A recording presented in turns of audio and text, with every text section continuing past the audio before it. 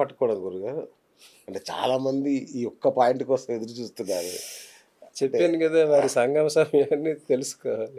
తెలుసుకొని వారు ఏ సమయంలో ఆ! పురుషులకైతే గుర్తుండదు కానీ అవును. స్త్రీలకైతే ఆ సమయం అవును. గుర్తుంటుంది. అవును. వారైనా కనీసం అది నోట్ చేసుకుంటే హ్మ్. ఆ సంగమ సమయాన్ని బట్టి ఎలాంటి సంతానం వస్తారు, ఎలా వస్తారు, మగ ఆడ, కవలల కవలల్లో మళ్ళీ మగ ఆడ, హ్మ్. తర్వాత వారు ఏ సమయానికి ఎక్కడ పుడతారు, ఎలా ప్రసవం అవుతుంది, అచ్చా! సుఖప్రసవమా, కష్టప్రసవమా, ఆ! ఇంటి దగ్గర అవుతుందా, ఎక్కడవుతుంది, ఆ ఒక్క సమయాన్ని బట్టి. అన్నీ చెప్పచ్చు. అందుకేనా శోభనానికి అంత మంచి ముహూర్తం పెట్టి అందుకు శోభనానికి అంత అంత ఓకే. ముహూర్తం ఓకే. ఓకే. పెడతారు. ఆ! అది సంగతి. హ్మ్. అట్లానే మన గర్భంలో శిశువు ప్రవేశించిన 9 నెలలు ఉంటాయన్నమాట. అవును. ఆ 9 నెలల్లో ఒక్కొక్క నెలకి ఒక్కొక్క గ్రహం కారకుడవుతాడన్నమాట. అచ్చా! గర్భధారణ జరిగిన ప్రతి మొదటి నెలకి శుక్రుడు కారకుడవుతాడు. ఆ! అప్పుడు బుద్బుదాకారంలో ఉంటుంది బుడగ, వాటర్ అవును. అంటారు. అవును. దానికి శుక్రుడు కారకుడు. రెండో మాసానికి కుజుడు కారకుడు. అప్పుడు పిండం ఏర్పడుతుంది అన్నమాట, దేహపిండం. మూడో హ్మ్. మాసానికి గురువు కారకుడు. అప్పుడు ఓకే. అవయవాలు వస్తాయి. నాలుగో మాసానికి శని కారకుడు, హ్మ్. ఎముకలు స్టార్ట్ అవుతాయి. ఐదో మాసానికి బుధుడు కారకుడు, చర్మం ఏర్పడుతుంది. ఆరో మాసానికి శుక్రుడు కారకుడు మళ్ళీ, అప్పుడు జుట్టు ఏర్పడుతుంది. హ్మ్. ఏడో మాసానికి ఆ, లగ్నాధిపతి కారకుడు అవుతాడు. ఓకే. అప్పుడు మొత్తం దేహం అంతా ఫుల్ బ్లెడ్జ్ తయారవుతుంది. హ్మ్. ఎనిమిదో మాసానికి సూర్యచంద్రులు, 8, 9 సూర్యచంద్రులు కారకులు అవుతారు. ఓకే. అప్పుడు దాహం, ఆకలి పడుతుంటుంది. ఓకే. ఒక సమయానికి గర్భిణి సమయానికి ఆహారం తీసుకోకపోతే లోన శిశువు కదులుతాడు. ఓహ్! నాకు ఆకలి అవుతుంది, నువ్వు ఆహారం తీసుకో, ఓకే. అవి వాళ్ళు తెలుస్తాయి. హ్మ్. అందుకోసం వాళ్ళకి బలమైన ఆహారం, సరైన ఆహారం అన్నీ అవే ఇస్తారు. ఇవ్వాలి. ఓకే. ఇప్పుడు ఎవరైతే గర్భధారణ సమయంలో అంతమంది ముందు పులుపు తింటారు, అవును. ఆ పులుపు కారకుడు శుక్రుడు. అచ్చచ్చ! గర్భధారణ జరిగిందని చెప్పేది ప్రథమ మాసంలో పులుపు తింటారు అందరూ. హ్మ్. దానికి కారకుడు శుక్రుడు. అట్లాగే ఏ రకమైన గ్రహ ప్రభావం నడుస్తుందో ఆ రకమైన పదార్థాలను వాళ్ళు ఇష్టపడి తింటారు. హ్మ్. హ్మ్. గురు ప్రభావం ఉన్నప్పుడు స్వీట్లు తింటారు. అచ్చా! సూర్యుడి ప్రభావం ఉన్నప్పుడు కారం తింటారు. సూర్యుడి ప్రభావం ఉంటే చేదు తింటారు. శని చంద్రులు ఉంటే ఉప్పు శావరీస్ తింటుంటారు. హ్మ్. బుధ ప్రభావం ఉంటే మిక్స్డ్ స్నాక్స్ తింటుంటారు. అట్లాగే వారు తినే ఆహారాన్ని బట్టి కూడా ఏ రకమైన ప్రభావం ఉన్నదనేది చెప్పచ్చు. ఏంటి గురుగారు మీరసలు ఒక ఎన్‌సైక్లోపీడియాలా కనబడుతున్నారు నాకు. ఎంత జ్యోతిష్యం డీటెయిల్డ్ అంటే విషయాలు రాశి ఫలాలు, అబ్బబ్బబ్బా! మాస ఫలాలు, ఆ! దినఫలాలు కాదండి. అబ్బబ్బబ్బబ్బా! అద్భుతం. జ్యోతిష్యం అనేది టైప్ స్టడీ అంటారు. అన్ని సిస్టమ్స్, హ్మ్. ఆల్ సిస్టమ్స్ అబ్బా! డిసెక్షన్ అంటారు ఆ! మెడికల్ పరిభాషలో. కరెక్ట్. అవును. డిసెక్ట్ చేసేస్తాం. అవును. జ్యోతిష్యం సరైన అబ్బా! జ్యోతిష్యుడి జాతకం ఇస్తే ఆ!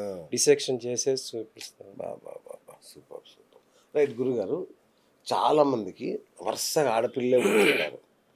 కొందరికి మగపిల్లలే అసలు ఆడపిల్ల సంతానమే ఉండదు ఆ ఇంట్లో. ఇట్లా ఎందుకు జరుగుతది మరి? దేహజాతం, దైవజాతం రెండు చెప్పాను ఆ! కదా.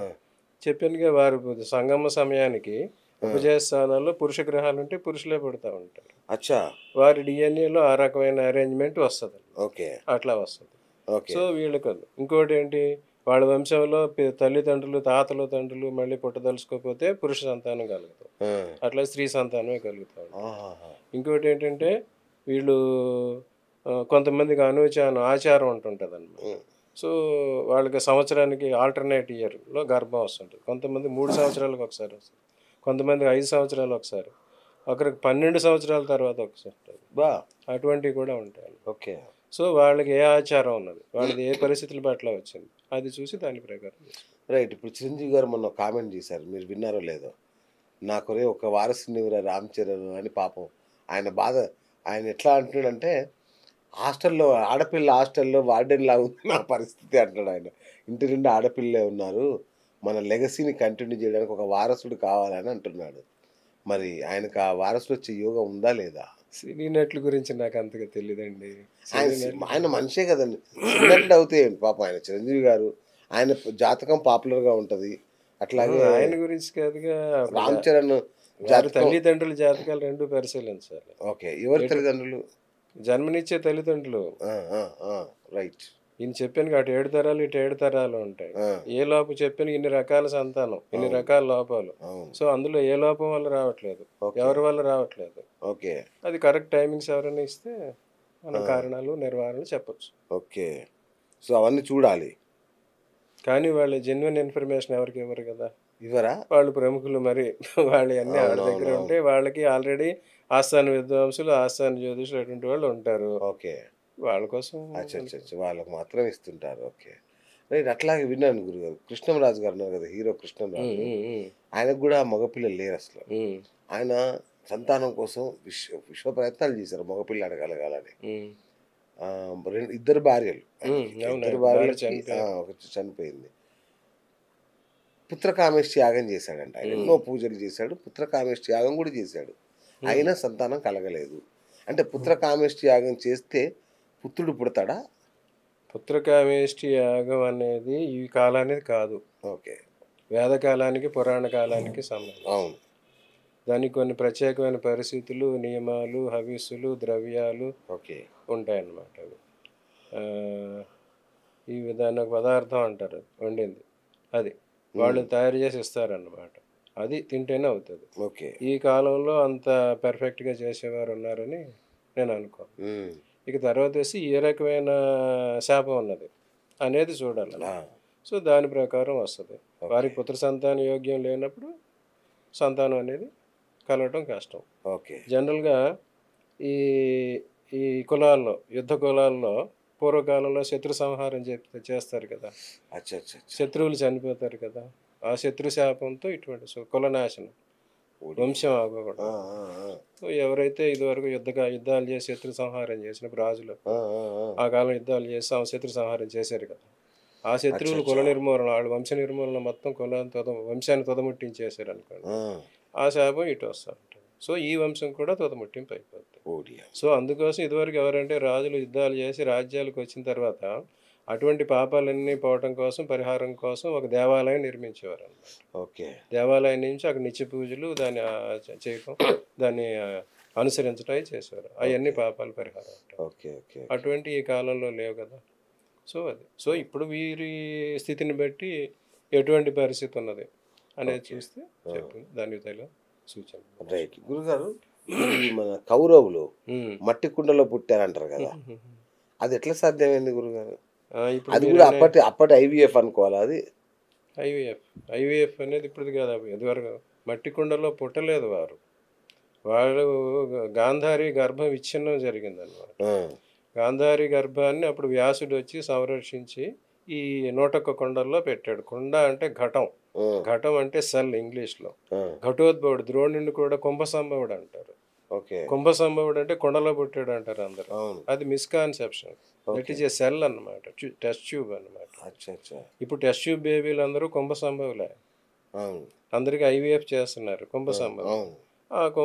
ఆ రకంగా అప్పుడు ఆయన ఒక్కొక్కడిని తీసి ఆ పిండాలని పరీక్షించాడు. ఇప్పుడు దాన్ని ఏమంటారంటే సొమాటిక్ సెల్స్ అంటారు. సొమాటిక్ సెల్స్ అంటే కొన్ని అరటి చెట్లు అటువంటి వాటికి అరటిపండు విత్తనం ఉండదు. అరటిపండు నాటితే అరటి చెట్టు రాదు, దాని రూట్ తీసుకుంటారు, దుంప. లేకపోతే ఇంకా టెక్నాలజీ ఏమైందంటే ఆ అరటి చెట్టు కాండం తీసి దాని నుంచి వేర్లు సృష్టించి పెట్టిస్తారు. అది సొమాటిక్ అంటారు.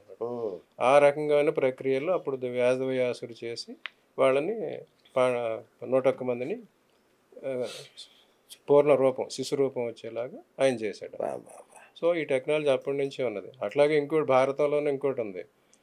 భారత యుద్ధం అయిపోయిన తర్వాత అశ్వత్థామ బ్రహ్మశిరోనామక అస్త్రం ప్రయోగిస్తాడు. అప్పుడు ఉత్తరాగర్భంలో ఉన్న శిశువుని చంపేయడానికి వెళ్తుంది.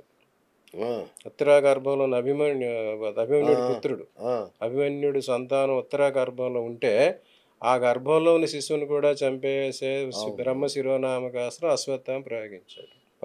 That is nothing but laser అన్నమాట.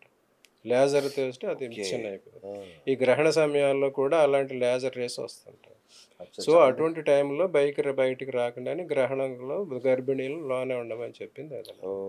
సో ఆ లేజర్ దాని నుంచి బ్రహ్మ శిరోనామకాస్త్రం నుంచి కృష్ణుడే విష్ణు రూపంలో వెళ్ళి అటు ఆ పిండాన్ని రక్షించటం, ప్లస్ ఈ శిరోనామకాస్త్రాన్ని బయటికి పంపించడం చేసేది. ఓకే. ఇటువంటి అన్ని ప్రక్రియలు ఎప్పటి నుంచో వ్యాధి